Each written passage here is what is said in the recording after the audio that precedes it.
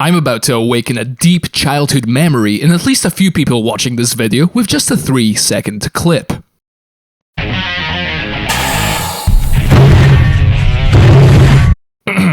Hard truck, 18 wheels of suckin' f***. Nothing stands between the open road and my truck. Trucker gamer, gaming by day, trucking by night. I've been quite open about my enjoyment of both racing and simulator games on this channel. However, one specific niche that I haven't made a video about yet is the wonderful and oftentimes scuffed world of truck simulators. Because one might in fact call me a trucker gamer of sorts, though not a gaming trucker. I am Trucker Steve. I think a lot of us know of the success that is ETS2 and American Truck Simulator, both fine games indeed. But it is sometimes easy to forget that the developer behind these two titles, SCS Software, has been in the trucking simulator business since all the way back in 2002. These guys have been pumping out trucking games throughout the 2000s as though they all had unresolved trucker daddy issues in their youth. And all of it began with the release of Hard Truck, 18 Wheels of Steel, in the year 2002. So without further ado, let's see how the father of the truck simulator franchise holds up in the current day.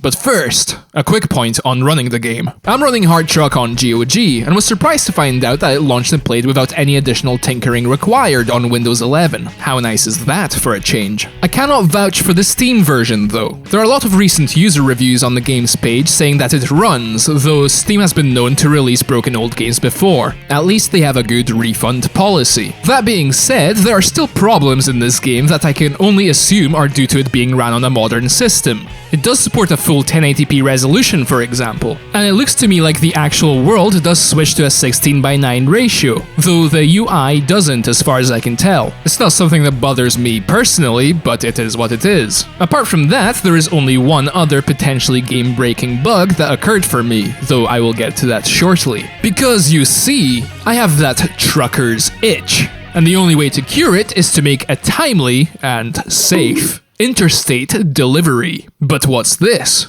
West Coast? Midwest? Rockies? Which do I choose? The game tries to pass these different regions off as difficulty levels, easy, medium, and hard. But it's not really the maps themselves that make one more difficult over the other. Like every single proud citizen of the old US of A, we spawn into the West Coast map with $10,000 to our name. The only real difference in difficulty when it comes to the Midwest is that our starting money is halved. Whereas this is also topped off in the Rockies, with our starting truck being a complete hunk of shit. It's a pretty bizarre way of doing difficulty in a game. The Rockies seem like a pretty interesting map, but I could never really be bothered with it because of the massive disadvantage you start off with. I don't really know why you couldn't choose a difficulty level when starting a new game despite what map you chose. I barely ever remember playing any of these other maps in my childhood because of this, so it's time to hop into the West Coast map and create my very own company. Allow me to introduce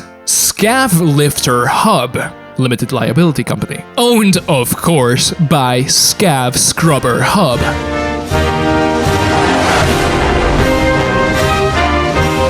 Having now started a new game, you may notice that a few of the luxuries that we have become so accustomed to in recent years are nowhere to be seen. What do you mean, where is the GPS? Do you think I'm made out of fucking money? Wake up, babe, it's 2002, did you forget? You were talking some nonsense about Starlink and crypto monkeys in your sleep? If you want that future tech, it's gonna cost you over 2,500 eddies. And even then, it's not really worth it with how the map works in this game, but I'll get to that soon. Because there are two other things that are missing here. There are no indicators and no mirrors. That's right, in a game where you are in control of dozens of tons of heavy machinery screaming down the highway at high speeds, the simple privilege of seeing what is behind you as you change lane is non-existent. I can understand that having these mirrors actually reflect objects in the world would have been a big ask for when this game first came out. But the fact that there isn't even a camera that points you out to the side, or that you can't, say, look out the window at the very least, is a bit strange. The only way in which you are able to get a glimpse of what is behind you as you are driving is by pressing 7 for the free camera and moving your mouse around, which is pretty janky, especially considering that the default cursor controls for driving mean that you either have to lose control momentarily of your truck to look around, or you have to reach for the mouse with your left hand. And honestly, I'd much rather just take my chances and hope I'm not about to delete a school bus as I change lanes. I guess it's just part of the struggles for early truck simulator enjoyers. I guess indicators could have alleviated some of this if traffic was programmed to yield for the player, but those are not in the game either, and I could have sworn that they were. Other traffic does indicate though, so maybe that's why I was remembering. Once you start a new game, you're always spawned in front of a company where you can take your first job, so you can't really get lost. Every job you take will have an abbreviated city name. This one here is to Las Vegas, for example. Just as a quick aside, I love the fact that these different UI elements are all based off of old LCD panels. They look absolutely hideous, and I love it. It really takes you back to a simpler time.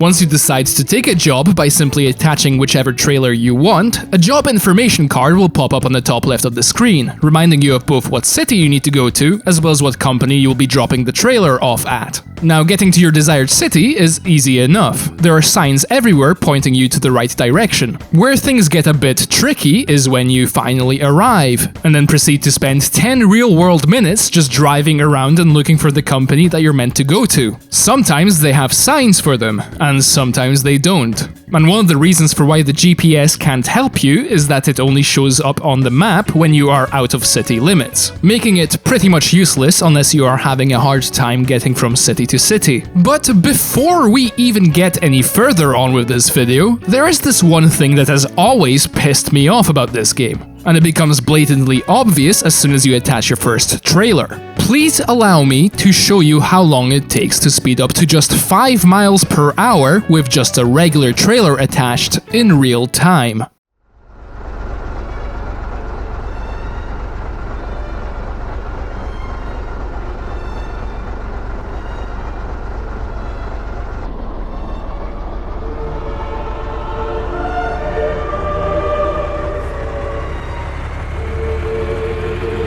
It takes 20 seconds just to be able to start moving at a walking pace. And seeing how this isn't even the worst truck in the game, you may be able to see why I never really even touched the Rockies map before now. Not only does that starter truck take even longer to speed up with even the lightest of loads, but it also struggles to hit 40 miles per hour. At which point, how is it even road legal? I guess it's running one of those fucking bicycle engines. This introduces a big problem into the early game, that being that I never try to stop for anything if I can possibly help it, because I know that getting back up to highway speeds is going to take roughly anywhere between 3 to 5 business days. I think the developers kind of realized this too, because you are never penalized for running red lights. It feels like a jank last-second fix, but they did also think to design other elements of the game to utilize this long takeoff time as a form of punishment. One way in which they did this was in how accidents work. If you collide with other vehicles on the road, they basically become solid objects that completely stop you in your tracks. Meaning that sometimes if you don't see a safe way past congested traffic, you're incentivized to slow down a little bit, even if you really should be able to blow your way through that Ford Focus. I guess this is one way of making you pay more attention and obey the rules a little bit, though it seems like pretty weird game design to make you more afraid of having to fucking speed up again as opposed to taking a fine for causing an accident or taking damage to your truck. The other way they use this is with the police.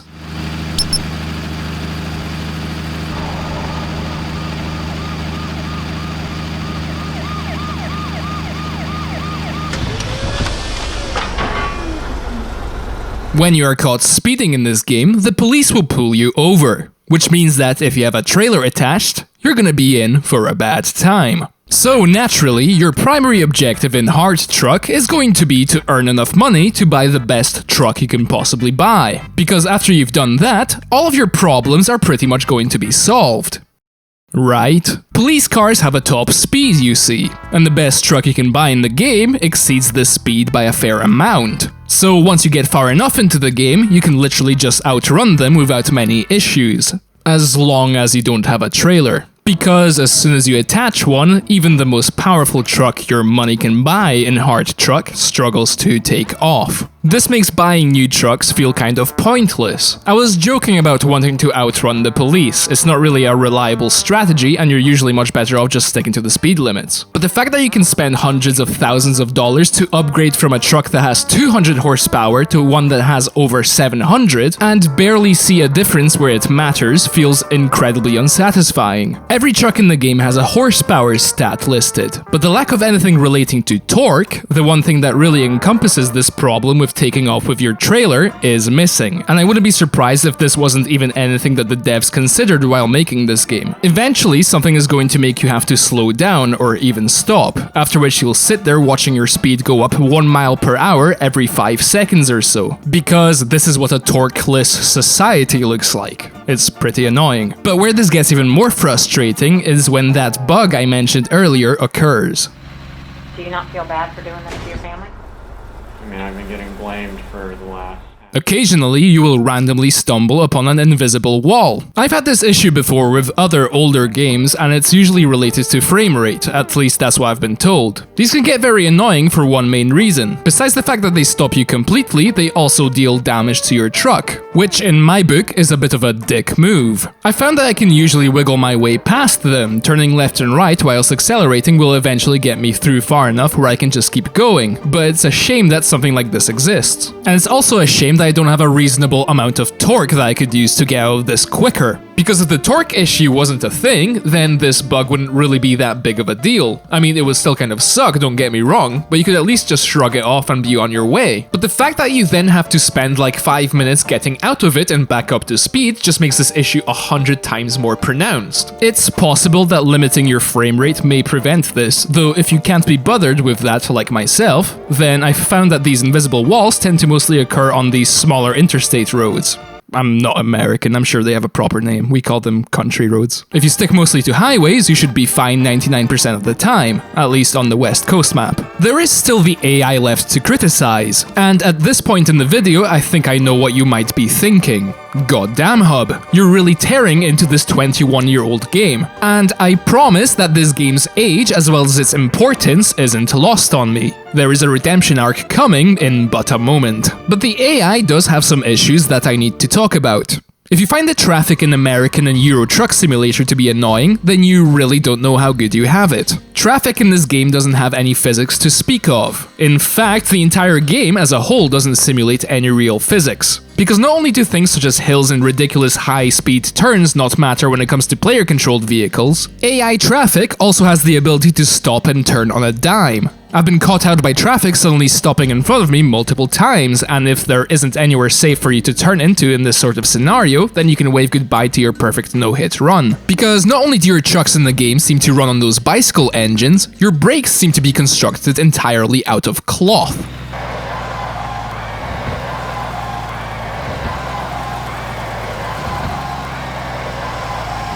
In the dozen or so deliveries I made for this video, I don't think I ever managed to complete any of them without at least a smidge of damage, and the vast majority of the time I felt like this damage was completely unavoidable. Scavlifter Hub LLC has far from a perfect delivery rating. Sure, some of this was caused by the invisible wall glitch, and I also know that I like to drive like a maniac in these games. But even so, I think that the way that the AI behaves in this game doesn't really make things any easier, because sometimes vehicles just come to a sudden stop in front of you and you really don't have enough time to react. But the AI isn't completely useless. And in fact, before I start talking about everything I still like about Hard Truck, I should really put it in the context of when this game first came out. Because in 2002, there really was no other game like this. While it's not the first 3D truck simulator game, it is the first one to reach some level of international success. It's really easy to go back to old games and criticize every little thing that is wrong with them. I would know. I just did it for the past 12 minutes. But not only were these problems not that apparent when this game was first launched, people were just excited to have something different to play, but SCS learned a lot from making Hard Truck, and that is extremely clear with the very next entry in the 18 Wheels of Steel franchise. Pretty much all of the issues I just talked about are either not as egregious or entirely fixed in that game. But that's not to say that there is nothing to enjoy in Hard Truck. Far from it.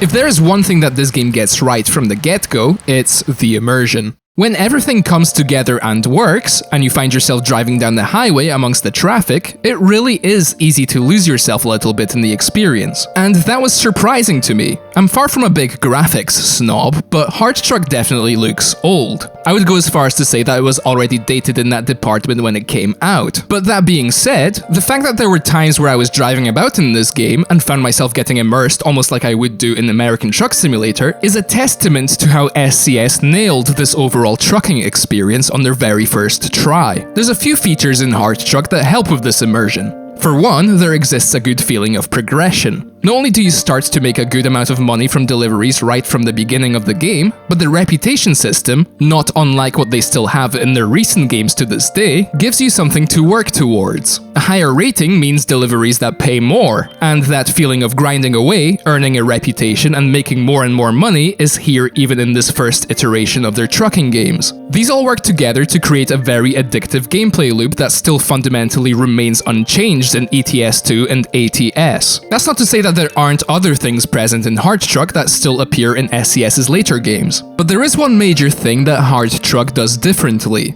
The fact that you aren't entirely reliant on a GPS system to get around is actually a major strength for the sake of immersion. It forces the player to pay much more attention to things. You need to look out for speed limit changes and make sure that you don't miss your exit, to name a few. And I wonder if American Truck Simulator could pull something like this off, maybe with a DLC that sets you back in the 90s. I think that could be very interesting, though the general layout of the world in that game is a lot more complex than the maps in Heart Truck. But there are also plenty more similarities. Probably the most iconic of these is this sound effect. That's right, the sound that plays when you get tired in American Truck Simulator came from this game. One other aspect of this game that surprised me upon revisiting was how big the maps are. For some reason, I remembered them being a lot smaller than they actually are. As an example, a journey from Reno to Phoenix took me over half an hour, with one stop for gas. It's a good enough size to both allow you to lose yourself, listen to a podcast or some music, whilst also not being so long that you might start to lose interest halfway through the delivery. Though I am surprised that some modder out there hasn't found a way of combining the 3 existing maps in the game into one mega map. I know that there are people out there who really like taking longer jobs in SCS's Truck Simulator games, so I'm surprised that that's not a thing. I would probably play the hell out of a combined map as well. I don't usually like taking deliveries that take up 2 hours of real time, but it would be cool to progressively go through all of the cities in the game like that. And before I finish this video off and show you something that I'm pretty sure is an exclusive feature of Heart Truck in the entire series, I've got to mention the music, man. The 18 Wheels of Steel games have always had some banger original music. The theme of American Long Haul comes to mind.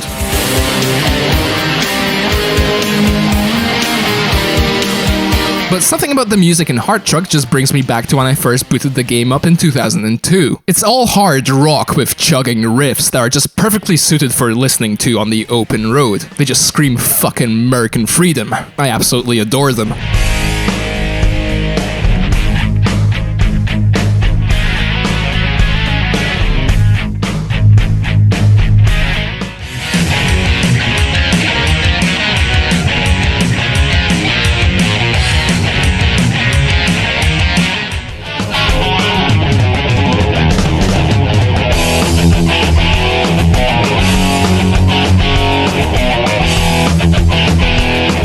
They also feature some incredibly impressive MIDI drums for the time, which I only clocked onto the fact that they were MIDI because of these stanky toms that play at the end of the game's main theme.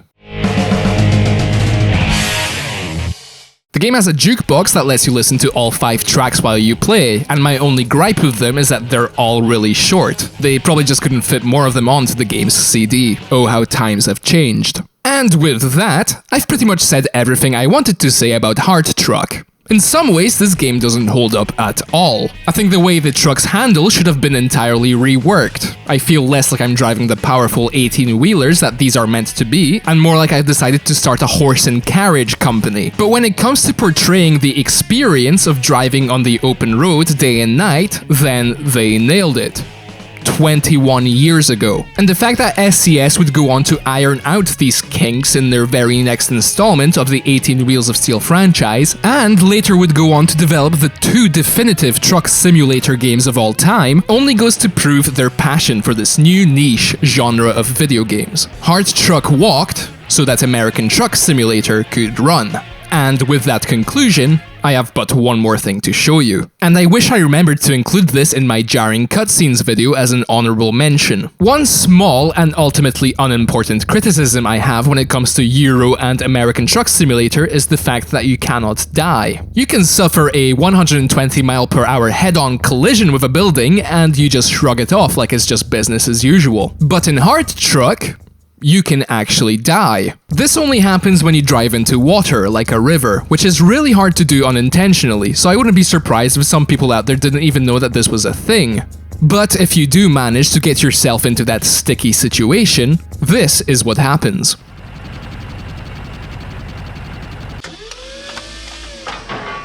You completely destroyed your truck and got yourself killed in an accident. Your dog survived, and your wife married Pedro a year after your burial.